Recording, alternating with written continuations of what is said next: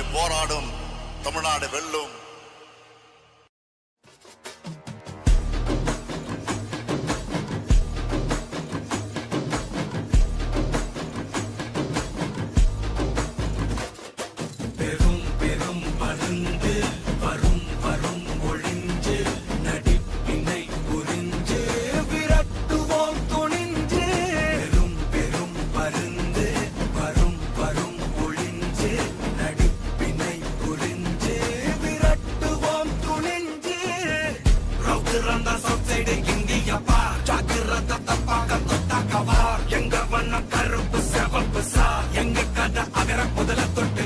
கிழமை பிளட் உதிச்சது உதய சூரியப்பா ஆட்டம் புட்ட கொட்டிய புத்திச்சதால் மாறமாட்டோம் வெளிச்சம் கிடைச்சதா எங்க கதை அகர முதல தொட்டு அறிஞர் அண்ணா பிளட் அகர முதல தொட்டு தலைவர் கலைஞர் பிளட் அகர முதல தொட்டு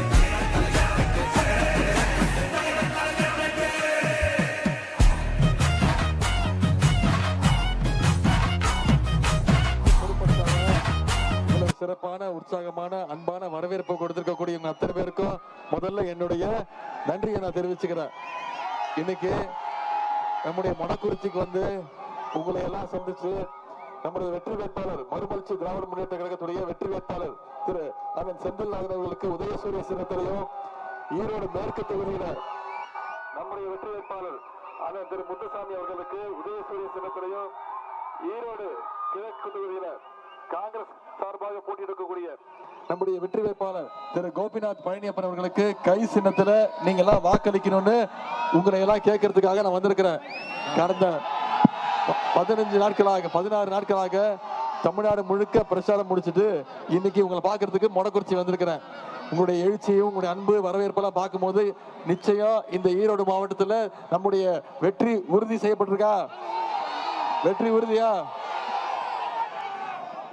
முதல்ல இந்த நிகழ்ச்சியை ஏற்பாடு செஞ்சிருக்கக்கூடிய கழகத்துடைய துணை பொதுச் செயலாளர் அந்தியூர் செல்வராஜ் அவர்களுக்கும், நம்முடைய வெற்றி வேட்பாளர் மாண்புமிகு அமைச்சர் முத்துசாமி அவர்களுக்கும், இளைஞரணி துணை செயலாளர் சகோதரர் பிரகாஷ், பொதுக்குழு உறுப்பினர்கள் NT பத்மநாபன், கதிர்வேல், கோபால், அண்ணன் SLTP சச்சிதானந்தம், திரு மாணவரணி செயலாளர் சகோதரர் வீரமணி, ஒன்றிய பேரூர் கழக செயலாளர்கள் குணசேகரன், கதிர்வேல், விஜயகுமார், நடராஜன், PS சிவகுமார், முத்துக்குமார், சண்முகம், கோவிந்தன், விஸ்வநாதன், சரவணன், கோபால், சந்திரசேகர், விஸ்வநாதன், ராமமூர்த்தி, சுப்புரத்னம், ராஜா, செந்தில்குமார், உலகநாதன், புதிய திராவிட கட்சியுடைய சகோதரர் திரு ராஜ்கவுண்டர், மாவட்ட இளைஞரணி அமைப்பாளர் சகோதரர் திருவாசகம், இளைஞரணி துணை அமைப்பாளர்கள், நம்முடைய இளைஞரணி உள்ளிட்ட அனைத்து சார்பு அணிகளுடைய நிர்வாகிகளுக்கும், மதச்சார்பற்ற முற்போக்கு கூட்டணி கட்சியை சேர்ந்த நண்பர்களுக்கும் நிர்வாகிகளுக்கும், இங்க வந்திருக்கக்கூடிய தாய்மார்கள், அக்காக்களுக்கும், தங்கைகளுக்கும், பாட்டிகளுக்கும், சகோதரிகளுக்கும் அத்தனை பேருக்கும்,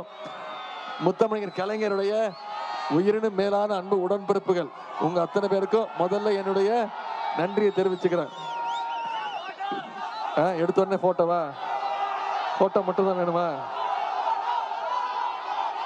வேட்பாளர் அறிமுகம் பண்ண வேணாமா? முதல்ல வேட்பாளர் அறிமுகம் பண்ணிட்டு போறதுக்கு முன்னாடி நிச்சயம் போட்டோ காட்டிட்டு போறேன். ஒரு 5 நிமிஷம் அமைதியா இருங்க. ஒரு 5 நிமிஷம். அண்ணன் முத்துசாமி அவர்களை, இப்ப நம்முடைய ஈரோடு மேற்கு தொகுதியோட வெற்றி வேட்பாளர் அண்ணன் முத்துசாமி அவர்களை உங்களிடத்துல நான் அறிமுகம் செய்ய வேண்டிய அவசியம் இல்லை. உங்க அத்தனை பேருக்கும் தெரியும். நன்றி நன்றி. தமிழ்நாட்டுடைய மிக மூத்த அரசியல்வாதி, கிட்டத்தட்ட 50 ஆண்டு கால பொது வாழ்க்கைக்கு சொந்தக்காரர். 50 ஆண்டு கால பொது வாழ்க்கைக்கு சொந்தக்காரர். இன்னைக்கு இந்த ஈரோடு மாவட்டம் இவ்வளவு வளர்ச்சி அடைஞ்சிருக்குன்னா அண்ணன் முத்துசாமியுடைய உழைப்பு மிக மிக முக்கியமானது, தவிர்க்க முடியாதது. இது அண்ணனுக்கு 10வது தேர்தல். 4 முறை அமைச்சராகவும் பணியாற்றிய அனுபவத்தை கொண்டவர், பழகுவதற்கு இனிமையானவர், தலைமை என்ன சொல்லுதோ அதை களத்துல கனகச்சிதமாக முடிக்கக்கூடிய ஆற்றல் படைத்தவர் அண்ணன் முத்துசாமி அவர்கள். இப்படிப்பட்ட ஒரு நல்ல வேட்பாளரை, அனுபவம் வாய்ந்தவரை உங்களிடத்துல தலைவர் அவர்கள் ஒப்படைச்சிருக்கிறாங்க. ஒன்னே மட்டும் மனசுல வச்சுக்கோங்க, தேர்தலுக்கு தேர்தல் மட்டும் மக்களை வந்து சந்திக்கக்கூடிய இயக்கம் கிடையாது நம்முடைய திராவிட முன்னேற்ற கழகம், நம்முடைய வேட்பாளர்கள். இந்த வேட்பாளர்கள் அத்தனை பேரும் வருஷம் முழுக்க உங்களோட இருந்து, உங்களுடைய குடும்பத்தில் ஒருவராக இருந்து, உங்களுடைய சுகதுக்க நிகழ்ச்சிகள் அத்தனையிலும் பங்கேற்கக்கூடியவர் நம்முடைய வேட்பாளர்கள் அத்தனை பேரும். எனவே அண்ணன் முத்துசாமி அவர்களுக்கு உதயசூரிய சின்னத்தில் வாக்களிச்சு மிகப்பெரிய வெற்றியை தேடி தரணும்னு கேட்டுக்கொள்கிறேன். அதே போல மொடக்குறிச்சி வேட்பாளர் திரு செந்தில்நாதன், இந்த மொடக்குறிச்சி தொகுதியில நம்முடைய கூட்டணி சார்பாக நம்முடைய மதிமுகவுடைய செந்தில்நாதன் அவர்கள் போட்டி போடுறாரு. உதயசூரிய சின்னத்துல போட்டி போடுறாரு.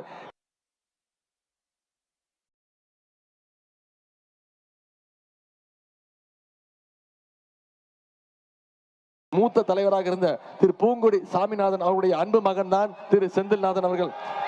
திராவிட இயக்கத்துடைய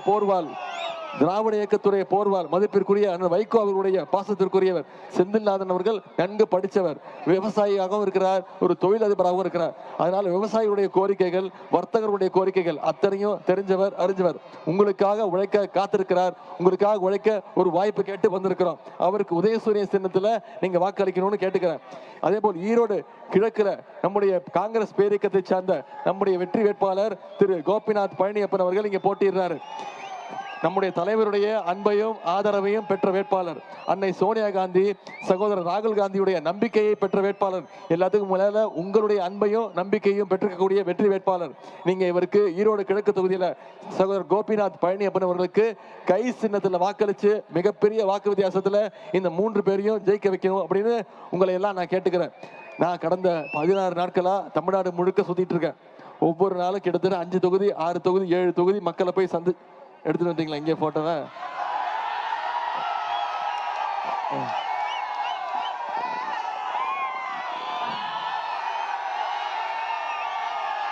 இதான் அந்த போட்டோ. போதுமா? இந்த போட்டோ தானே கேட்டீங்க? இதுல என்ன உங்களுக்கு அப்படி ஒரு மகிழ்ச்சி? இப்ப உலக புகழ்பெற்ற போட்டோ ஆயிடுச்சு இந்த போட்டோ. இந்த அடிமை கூட்டத்தை இன்னைக்கு நீ சொல்லிட்டு போயிடுவ, என்ன திட்டுவாரு. என்ன ரொம்ப கண்ணாமலாம் திட்ட ஆரம்பிச்சிட்டாரு. நான் ஒண்ணுதான் கேட்டேன். முரட்டு பக்தர்கள் பார்த்திருப்பீங்க, முரட்டு தொண்டர்கள் கேள்விப்பட்டிருப்பீங்க. ஆனா ஒரு முரட்டு அடிமையை பார்த்திருக்கீங்களா? யார் அந்த முரட்டு அடிமை? எடப்பாடி பழனிசாமி அவர்கள் தான் மோடியுடைய நம்பர் 1 முரட்டு அடிமைன்னு சொன்னேன். இதுக்கு தான் அவருக்கு கோவம் வந்துருச்சு. எனக்கு எந்த அனுபவம் இல்லைன்ட்டாரு. ஆமா, எனக்கு அனுபவம் கிடையாது. உங்களை மாதிரி ஒருத்தங்க காலை பிடிச்சி பதவி வாங்குற, பொறுப்பு வாங்குற அனுபவம் எனக்கு கிடையாது. உங்களை மாதிரி சங்கி கூட்டத்துக்கு கூட ஒரு பயந்தாங்கோலியா இருக்கக்கூடிய அனுபவம் எனக்கு கிடையாது. அவ்வளவுதான், முடிஞ்சு போச்சு. இனிமேல் போட்டோ பத்தி கேட்க கூடாது. போட்டோக்கும் எனக்கும் சம்பந்தம் கிடையாது. நான் அவங்ககிட்ட கேட்டுக்கொள்வதெல்லாம் இந்த ஒன்ஸ் மோரா என்னப்பா சினிமால பாட்டு கேட்கறப்ப எங்க அந்த போட்டோ? சரி, இதே மாதிரி எழுச்சியோடையும் இதே உணர்வோடு அடுத்து 5 நாட்கள் இதான் அதே போட்டோ தானேப்பா. கீழே ஒருத்தர் படுத்திருக்காருல்ல, அவர் தூங்கிட்டு அவர் காலில் விழுந்துட்டு இருக்காரு. அவர் தான் எதிர்கட்சி தலைவர் திரு எடப்பாடி பழனிசாமி. தெரியுதா? இந்த போட்டோ நல்லா இருக்கா? இந்த அடிமை கூட்டத்துக்கு மீண்டும் தமிழ்நாட்டில் இடம் கிடையாதுன்னு சொல்லக்கூடிய தேர்தல் தான் வர சட்டமன்ற தேர்தல். செஞ்சு கொடுப்பீங்களா? இந்த மொடக்குறிச்சிக்கு எத்தனை திட்டங்களை நம்முடைய முதலமைச்சர் கொடுத்திருக்கிறாங்க. எதிர்கட்சியா இருந்தோம், நம்முடைய ஆளுங்கட்சி. ஆனா நம்முடைய சட்டமன்ற வேட்பாளர் கிடையாது, உறுப்பினர் கிடையாது. இருந்தாலும் இங்க இருக்கக்கூடிய மொடக்குறிச்சியில 132 கோடி ரூபாய் மதிப்பீட்டுல கொடுமுடி ஒன்றியங்கள்ல கூட்டு குடிநீர் திட்டம் கொண்டு வந்தது யாரு? நம்முடைய முதலமைச்சர், நம்முடைய திராவிட மாடல் அரசு. குரங்கன்பள்ளம் ஓடையில 15 கோடி ரூபாய் ஒதுக்கீடு செய்யப்பட்டு பாசன மேம்பாட்டு பணிகள் நடைபெற்றிருக்கு. யார் செஞ்சு கொடுத்தா? நம்முடைய முதலமைச்சர். 2 கோடி ரூபாய் மதிப்பீட்டுல சிவகிரி பேரூராட்சி பகுதிகளில் சாலைகள், பாலங்கள் மற்றும் வடிகால் அமைக்கின்ற பணிகள்லாம் பண்ணி கொடுத்திருக்கிறோம். சுதந்திர போராட்ட வீரர் தியாகி பொல்லானுக்கு 4 கோடி ரூபாய் ஒதுக்கீட்டுல இன்னைக்கு சிலையுடன் கூடிய மணிமண்டபம் கட்டி கொடுத்தது யாரு? நம்முடைய முதலமைச்சர். 75 கோடி ரூபாய் மதிப்பீட்டுல ஈரோட்ல இன்னைக்கு ஒரு சோலார் பஸ் நிலையம், பஸ் ஸ்டாண்டு அமைச்சு கொடுத்தது நம்முடைய முதலமைச்சர். வெங்கம்பூர்ல புதிய சமுதாய நலக்கூடம், அரச்சலூர் கொடுமுடி சாலை வரைக்கும் வாங்கலாம் வலசு வரைக்கும் புதிய தார் சாலை, கள்ளிப்பாளையத்தில் நெல் அடிக்கும் களம் மற்றும் வேளாண் கிடங்கு, சிவகிரி அரசு நடுநிலை பள்ளியில கூடுதல் வகுப்பறைகள், ஸ்மார்ட் கிளாஸ் வசதி, வடுகப்பட்டி பேரூராட்சியில ஒரு புதிய ஓவர் ஹெட் டேங்க். ஈரோடு மாவட்டம் முழுக்க இன்னைக்கு பல்வேறு திட்டங்களை நம்ம நடத்தி கொடுத்திருக்கிறோம். கொடுமுடியிலிருந்து நாமக்கல் மாவட்டம் வரைக்கும் பிலிக்கல் பாளையத்திலிருந்து செல்லும் வகையில் காவிரி ஆற்றின் குறுக்கே மேம்பாலம் அமைக்கணும்னு ஒரு கோரிக்கை வச்சிருக்கிறீங்க. நிச்சயம் நம்முடைய திராவிட மாடல் ஆட்சி அமைஞ்சோன்னு நம்முடைய முதலமைச்சருடைய பார்வைக்கு எடுத்து சென்று இந்த கோரிக்கை நிச்சயமா நம்முடைய முதலமைச்சர் அவர்கள் செஞ்சு கொடுப்பாங்க. இப்போ இந்த பகுதிக்கு, இந்த மாவட்டத்துக்கு, இந்த தொகுதிக்கு என்னென்ன செஞ்சிருக்கோங்கிறது மட்டும் சொன்னேன். ஒட்டுமொத்த தமிழ்நாட்டுக்கும் கடந்த 5 வருஷத்துல பல்வேறு திட்டங்களை நம்முடைய முதலமைச்சர்கள் செஞ்சு கொடுத்திருக்காங்க. சில திட்டங்களை மட்டும் உங்களுக்கு ஞாபகப்படுத்த விரும்புறேன். ஆட்சி அமைஞ்சோன்னு நம்முடைய தலைவர் சரிம்மா கொண்டு வந்துடலாம். சரிம்மா, ஆட்சி வந்தோடனே, ஆட்சி பொறுப்பேற்றோடனே நம்ம முதலமைச்சர் போட்ட முதல் கையெழுத்து மகளிருக்கு கட்டணமில்லா பேருந்து திட்டம். கொடுத்தாரா இல்லையாமா? இன்னைக்கு மகளிர் ஒவ்வொருத்தரும் மாசம் 900 ரூபாய் வரைக்கும் சேமிக்கிறாங்க. அதே மாதிரி அரசு பள்ளிக்கு குழந்தைங்க போனா பசியோட படிக்கூடாதுன்னு முதலமைச்சர் காலை உணவு திட்டம். பள்ளிக்கூட குழந்தைங்க கல்லூரிக்கு போகணும்னு அவங்களுக்கு கல்வி ஊக்கத்தொகை. அரசு பள்ளியில படிச்சுட்டு எந்த கல்லூரிக்கு போய் சேர்ந்தாலும், தனியார் கல்லூரியா இருந்தாலும் சரி, அவங்களுக்கு மாசம் 1000 ரூபாய் கல்வி ஊக்கத்தொகை முதலமைச்சர் வாங்கியிருக்கிறாரு. இப்ப சமீபத்துல 10 லட்சம் கல்லூரி மாணவ மாணவிகளுக்கு இலவச லேப்டாப் திட்டத்தை அறிவிச்சு ஒரே மாசத்தை கொடுத்து முடிச்சோம். எல்லாத்தோட முக்கியமான திட்டம் உங்களுக்கு தெரியும், மகளிர் உரிமை தொகை திட்டம். போன சட்டமன்ற தேர்தலில் நம்முடைய தலைவர் கொடுத்த வாக்குறுதி செஞ்சு கொடுத்தமா இல்லையா? இன்னைக்கு ஒவ்வொரு மாசமும் 1,31,00,000 குடும்பங்களுக்கு மகளிர் உரிமை தொகை நம்முடைய முதலமைச்சர்கள் கொடுத்துட்டு இருக்காங்க. இந்த மகளிர் உரிமை தொகை திட்டத்தை நிப்பாட்டணும்னு பாஜகவும் அதிமுகவும் வேலை பார்த்தாங்க. தேர்தலை காரணம் காட்டி 3 மாசம் நிப்பாட்டுவதற்கு நீதிமன்றத்துக்கு போனாங்க. நம்முடைய தலைவர் முதலமைச்சர் என்ன பண்ணாரு? 1000 ரூபாய் இல்ல, நான் 5000 ரூபாய் கொடுப்பேன்னு சொல்லி பிப்ரவரி மாசம், மார்ச் மாசம், ஏப்ரல் மாசம் 3 மாசத்துக்கு சேர்த்து 3000, கோடைகால சிறப்பு நிதி 2000, 5000 ரூபாய் 1,31,00,000 மகளிருக்கு நம்முடைய முதலமைச்சர்கள் கொடுத்தாங்களா இல்லையா? முதலமைச்சர் காலையில 6 மணிக்கு மகளிருடைய வங்கி கணக்குல பணத்தை போட்டாங்க. மகளிர் என்ன பண்ணாங்க? 9 மணிக்கெல்லாம் போய் பணத்தை எடுத்துட்டாங்க. அவ்வளவு ஷார்ப்பு. அதே மாதிரி 23ஆம் தேதி வாக்குச்சாவடிக்கு போய் வாக்கு பெட்டியில திரு செந்தில்நாதன் அவர்களுக்கு உதயசூரிய சின்னத்துல மொடக்குறிச்சி தொகுதியில அவருடைய வெற்றியை உறுதி செய்வீங்களா? ஈரோடு மேற்கு தொகுதியில அண்ணன் முத்துசாமி அவர்களுக்கு உதயசூரிய சின்னத்துல வெற்றி உறுதியா? அதே மாதிரி ஈரோடு கிழக்குல திரு கோபிநாத் ஐயப்பன், பழனியப்பன் அவர்களுக்கு கை சின்னத்துல வாக்களிச்சு இந்த 3 பேரையும் வெற்றி பெற வைக்கணும். செய்வீங்களா? அதே மாதிரி இந்த முறை வாக்குறுதி கொடுத்திருக்கிறோம். என்ன வாக்குறுதி? கலைஞர் மகளிர் உரிமை தொகை திட்டம் ஆட்சி அமைஞ்சோன்ன 1000 ரூபாய் கிடையாது, அதை உயர்த்தி 2000 ரூபாய் தரேன்னு வாக்குறுதி கொடுத்திருக்கிறோம். முதலமைச்சர் காலை உணவு திட்டம் 5ஆம் வகுப்பு வரைக்கும் இல்ல, 8ஆம் வகுப்பு வரைக்கும் கொடுப்போம்னு சொல்லிட்டோம். மகளிர் கல்வி ஊக்கத்தொகை 1000 ரூபாய் கிடையாது, 1500 உயர்த்தப்படும் சொல்லியிருக்கிறோம். அடுத்த 5 வருஷத்துல 10 லட்சம் கலைஞர் கனவு இல்லம் கட்டப்பட்டு யாருக்கெல்லாம் வீடு இல்லையோ அவங்க அத்தனை பேருக்கு வீடு கொடுக்கப்படும் உத்தரவாதம் கொடுத்திருக்கிறோம். அடுத்த 5 வருஷத்துல அனைத்து கல்லூரி மாணவ மாணவிகளுக்கும் 35 லட்சம் லேப்டாப்கள் இலவசமாக கொடுக்கப்படும் வாக்குறுதி கொடுத்திருக்கிறோம். ஓஏபி முதியோர் உதவித்தொகை 1200 அதை உயர்த்தி 2000 ரூபாய் தருவோம்னு முதலமைச்சர் வாக்குறுதி கொடுத்திருக்கிறார். இது எல்லாத்த விட முக்கியமா ஒரு திட்டம் உங்களுக்கு ஏற்கனவே தெரியும். முடிவு பண்ணியாச்சா என்ன வீட்டுல வாங்க போறீங்கன்னு?